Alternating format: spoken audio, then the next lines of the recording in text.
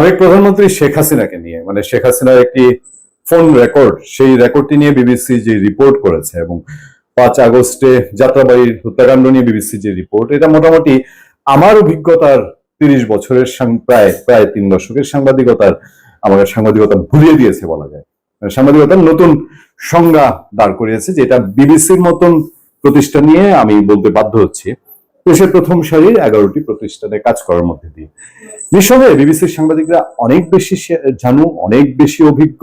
BBC অনেক শক্তিশালী platform, তারা গ্রামাটিক্যাল ভুল একদমই করে না এবং তাদের অথেন্টিসিটি নিয়েও প্রশ্ন তোলার সুযোগ খুব কম। কিন্তু যে রিপোর্টটি তারা করেছে এই শেখ হাসিনার অডিও কল ভিত্তিক এবং যাত্রাবাড়ি হত্যাকাণ্ড, এইটার অনেক গ্রামারে ত্রুটি আছে। এই প্রশ্ন অন্তত যারা সাংবাদিকতা করেন, যারা এই রিপোর্টকে গ্রহণ করেছেন, তারাও বলছেন যে রিপোর্টটা কোথায় যেন একটা ফাঁকা ফাঁকা। আচ্ছা বিবিসি এই রিপোর্টে বলেছে কি, নতুন কি বলেছে? মানে এই যে অনুসন্ধানী সাংবাদিকতার একেবারে 14টা বাজানো একটা অবস্থা, তারা বিশাল অনুসন্ধান করেছে। অনুসন্ধানে কি পেয়েছে বিবিসি যা বলেছে, এটা তো এই কয়েক মাস ধরে, 10 মাস 11 মাস ধরে আমরা সব জানি, সব মুখে মুখে আছে, সব মুখে মুখে বলি।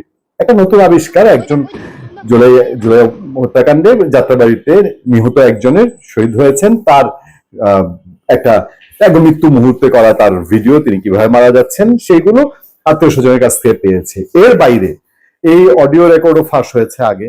তারা কেবল এই কাজটা করেছে এটা এস্টাবলিশ করা যে এটা শেখ হাসিনার টোন, এটা তারা এস্টাবলিশ করার চেষ্টা করেছে নানান টেকনোলজি দিয়ে। অনেক বড় বড় প্রতিষ্ঠান তাদের সঙ্গে কাজ করেছে, তাদের নিজস্ব সক্ষমতা কাজে লাগিয়েছে। আর করেছে কি, আর হচ্ছে বর্ণনা, ধারা বর্ণনা, যে এই 5 আগস্টে বিকেল বেলায় শেখ হাসিনা যখন দিল্লিতে, তখন এই যাত্রাবাড়িতে কি কি হয়েছে, 52 জন মারা গেছে। প্রশ্ন উঠেছে অনেকগুলো।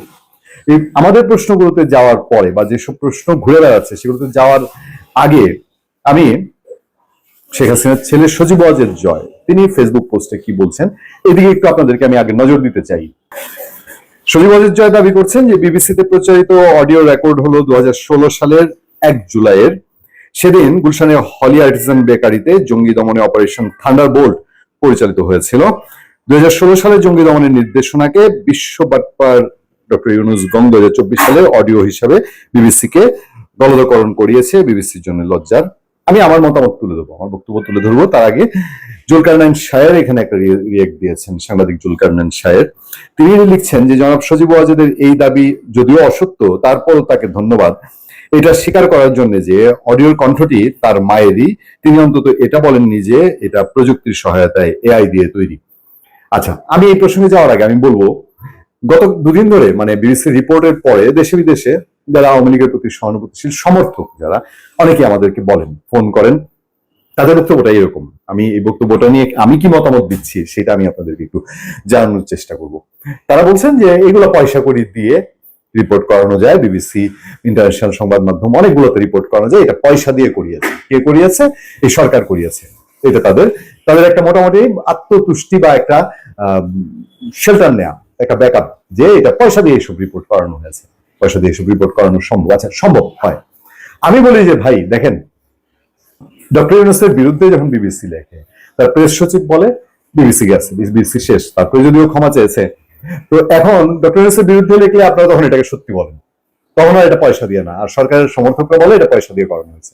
এখন গেছে শেখ হাসিনার বিরুদ্ধে, শেখ হাসিনার বিরুদ্ধে যাওয়ার পরে আপনারা বলছেন যে এইটা পয়সা দিয়ে করিয়েছে। তো নিজের বিরুদ্ধে গেলে পয়সা দিয়ে করানো, আর অন্যের বিরুদ্ধে গেলে এটা বিবিসি ইনভেস্টিগেশন, ব্যাপারটা কেমন হলো? তার চেয়ে টু দি পয়েন্টে আসেন না।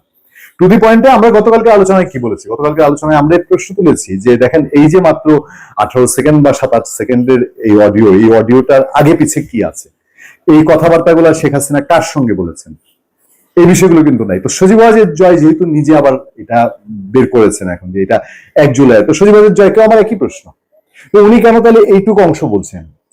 এই হলি আর্টিজান অপারেশন সহ আমরা মাঠের সাংবাদিক হিসেবে ছিলাম, আমরা আদ্যপান্ত দেখেছি। কখনো এইটা যে মার্চ মাসে যখন এই অডিও লিক হলো, তখন তো সজীব ওয়াজেদ জয় বলেন নেই, এখন কেন বলছেন? বিবিসি রিপোর্ট করেছে বলে। আর বলে যদি থাকেন তাহলে উনিও বলেন, ওনার কাছে তাহলে এই তথ্য আছে যে 1 জুলাই 2016 সালের অডিও, তাহলে কার সঙ্গে হয়েছিল, তিনি কাকে নির্দেশনা দিয়েছিলেন, তাহলে তো তার দিকটা অনেক পরিষ্কার হয়। বা কোন অফিসারের সঙ্গে কথা হয়েছিল, কোন মুহূর্তে, এবং গুরুত্বপূর্ণ ওই অডিওর আগে পিছের যে কথাগুলো, সেগুলো সজীব ওয়াজেদ জয় হাজির করতে পারেন। তাহলে জিনিসটা তো এত কিছু এত এত জায়গায় গড়ায় না। এবার আসেন বিবিসি কি করেছে, কেন বিবিসি রিপোর্ট নিয়ে প্রশ্ন। আমরা সাংবাদিকতার প্রথম যেই একটা রিপোর্টের স্ট্রংনেস আমরা বলি, আমাদের বহু ইনভেস্টিগেশন থাকে, বহু ফাইন্ডিং থাকে, খুব মানে একদম বাজার কাঁপানো, মাঠ কাঁপানো, দেশ কাঁপানো ইনভেস্টিগেশন, কিন্তু কারোর বিরুদ্ধে যদি অভিযোগ থাকে, এটা যদি একাধিক মানুষের নামেও থাকে, তাদের প্রত্যেকের বক্তব্য থাকতে হবে। এটা হচ্ছে সাংবাদিকতার নিয়ম। এবার বিবিসি পুলিশের, বর্তমান পুলিশের ইমেইলে একটা বক্তব্য ছেপেছে। বাংলাদেশে জানেন সরকার যে থাকে, আমি এখানে পুলিশ যে বক্তব্য দিয়েছে আমি এটার সঙ্গে মানে কন্ট্রাডিক্ট না করেই বলছি, পুলিশ তো সরকারের বাইরে গিয়ে কথা বলার কোনো বিষয় নেই। এই সরকারের যে পালস সেটাই হচ্ছে যে শেখ হাসিনা বিরোধী, আওয়ামী লীগ বিরোধী পালস।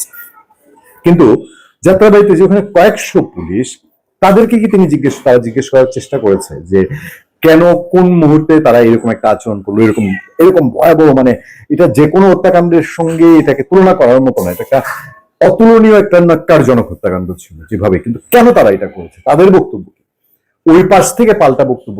বিবিসির বিরুদ্ধে এবার মুখ খুলল শেখ হাসিনার ছেলে জয়। সেই যে আছে সেভাবে তারা আগাতে পারতো, সেই জায়গায় বিবিসি আগায়নি। বরঞ্চ আমাদের সেই জানা, আমরা এইসব ভিডিও বহুদিন ধরে দেখছি, সোশ্যাল মিডিয়ায় ছড়িয়ে বেড়াচ্ছে এইসব ভিডিও, কি কি হয়েছে যাত্রাবাড়িতে, অনেক অনেক ভিডিও দেখে আমাদের নিজেদেরই স্তম্ভিত হওয়ার মতন অবস্থা হয়েছে।